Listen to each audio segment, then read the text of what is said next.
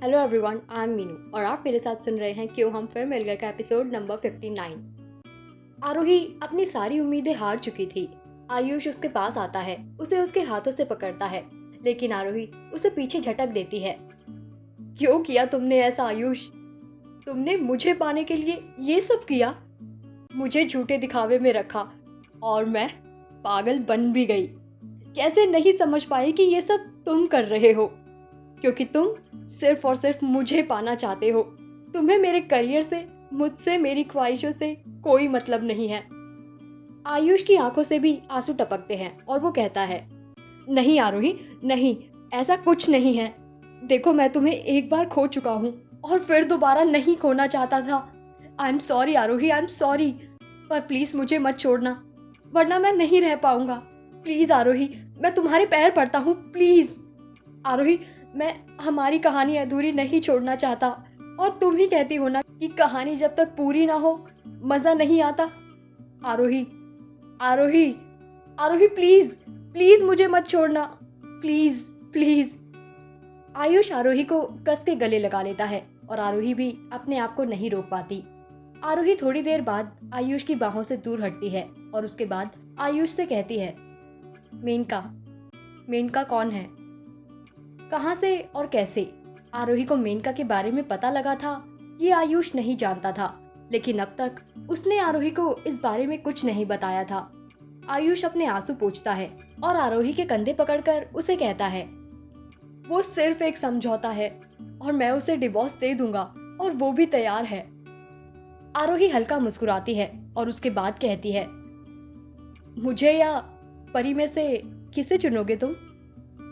आरोही का ये सवाल सुनकर आयुष के शब्द गले में ही अटक जाते हैं। देखो, क्या तुम परी को नहीं अपना सकती? अब आरोही की हंसी के साथ उसकी आंखों से आंसू भी टपकने शुरू हो जाते हैं। वो कहती है, याद है तुम्हें, कुछ समय पहले मेरे ऊपर चाकू से वार हुआ था। प्रेग्नेंट थी ना मैं। उस टाइम मैंने अपना बच्चा नहीं खोया था, बल्कि कभी मां ना बनने का एक दाग भी अपने सर ले लिया था। और अगर मुझे परी मिलती है तो मुझे किस बात की उदासी, मैं तो खुशी खुशी उसे अपना लूंगी। लेकिन क्या तुमने सोचा है कि क्या होगा अगर आरोही की जगह तुम्हें कोई और लड़की दे दी जाए? वैसे ही अगर मैं एक छोटी बच्ची से उसकी माँ की जगह ले लूं और खुद उसकी माँ बनने की कोशिश करूंगी तो क्या उसके लिए आसान होगा? आरोही के इस सवाल में एक गहराई थी। आरोही आयुष के कमरे के पर्दे को ऊपर करती है और नीचे इंतजार कर रहे मेनका और परी की तरफ इशारा करती है। खुश है परी बहुत ज्यादा अपने मम्मी और पापा के साथ, और मैं कोई नहीं होती हूँ एक हैप्पी फैमिली को बर्बाद करने वाली। आयुष, बेहतर यही होगा कि तुम मुझे भूल जाओ, भूल जाओ कि तुम्हारी जिंदगी में आरोही नाम का कोई था।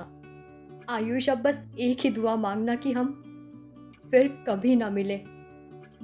आयुष और आरोही दोनों की आंखें नम थी, लेकिन थोड़ी देर बाद वो अपनी नमी साफ करते हैं और अलग अलग रास्तों पर निकल जाते हैं, फिर दोबारा अजनबी बनकर।